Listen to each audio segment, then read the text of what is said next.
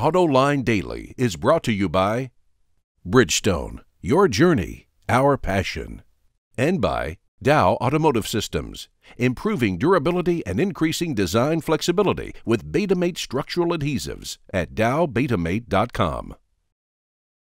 Hello and welcome to another brand spanking new episode of Autoline Daily. I'm Sean McElroy filling in for John.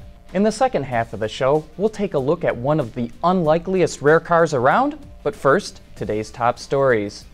Over the past several years, the U.S. Justice Department has fined and sent several executives from auto suppliers to prison over a price-fixing scheme.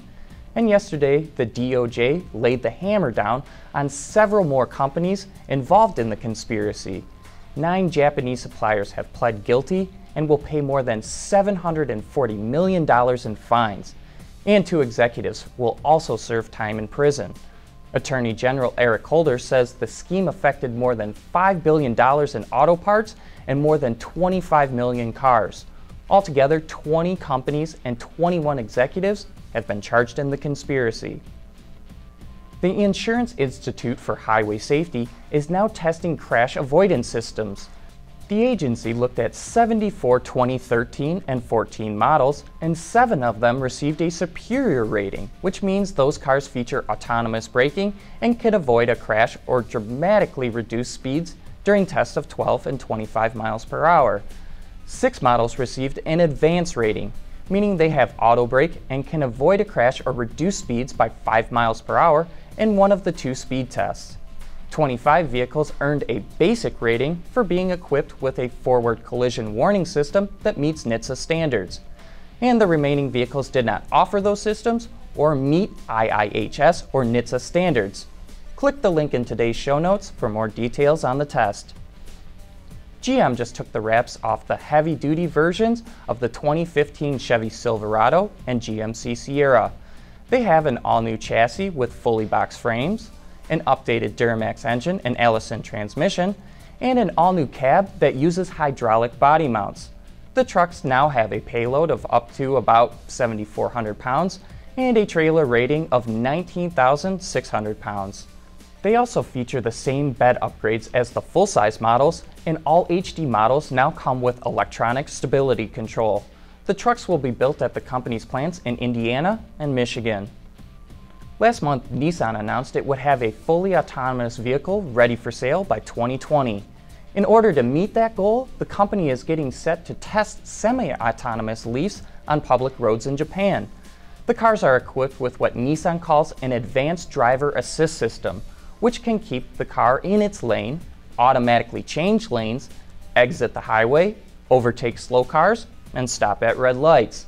But the system is designed to allow the driver to take over controls at any time. And speaking of the Leaf, deliveries of the EV in the Dallas-Fort Worth area are up 500% from last year, and the company hopes its new No Charge to Charge program will help continue that trend. It allows new customers of the Leaf 1 year of unlimited free charging at its public stations called EVgo. The program extends from the Dallas-Fort Worth and Greater Houston areas, including the airports in those locations, which totals 40 stations. The promotion will run from October 1st of this year until March 31st of 2014. Earlier in the week, we reported that Chrysler had delayed production of the 2014 Jeep Cherokee and would not ship the vehicle until September. But the Detroit News reports that production will start back up next week and Cherokees will start hitting dealer lots within a couple of weeks. At this point, I feel that we should take whatever Chrysler says about Cherokee production with a grain of salt and just wait until they actually hit showrooms. Coming up next, a look at how one of the least expensive cars ever sold in the US is also one of the hardest to collect. Here's one of the great things about the all-around performance of our Dueler tires. Excellent traction. Do you need a ladder? Yes, I do. Okay. At Bridgestone, our passion for performance knows no bounds. On Autoline this week, the topic is all about cars in the Henry Ford collection. In the following clip, the former curator of transportation at the museum, Bob Casey, explains how some of the cars you wouldn't expect to be rare can be some of the hardest to find.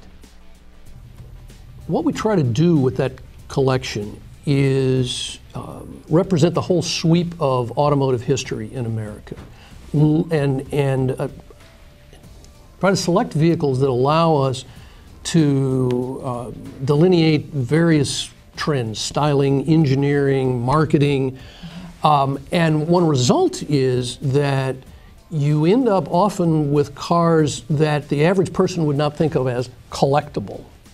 So we have a Duesenberg. We don't have 5, we have 1, because a Duesenberg is an enormously significant car. But we've got a car like the Prius. We've got what turned out to be the hardest car to find for this exhibit, and shows up in the book, was a 1978 Dodge Omni. Now you would say, why do you want a Dodge Omni, first of all? Well, because it was really one of the first responses to the whole changing dynamic of fuel supplies and prices and all. It was an American application of what had become a European architecture of front-wheel drive, transverse engine. And we wanted the 78 because that was the first year. Turns out that's a classic example of a car that gets used up and thrown away. And we had a heck of a time. We finally found, believe it or not, there's an Omni Horizon collector in Ohio, and he had this Omni, and he reluctantly sold it to us, but he decided it was a chance for it to be in a museum. And it's also an example of, it proves that rarity and monetary value do not necessarily go hand in hand. Thank goodness for the budget at the museum, right? Yes. How interesting that a 1978 Dodge Omni is now something hard to find. Very hard. I would have never known that because hundreds of thousands of them are made. Also joining John for that show is Matt Anderson, the curator of transportation at the Henry Ford, and Patricia Moradian, the president of the Henry Ford. And as always, you can watch that entire show right now on our website, autoline.tv. But that's it for today's show. Once again, I'm Sean McElroy. Thanks for watching, and we hope to see you right back here on Monday.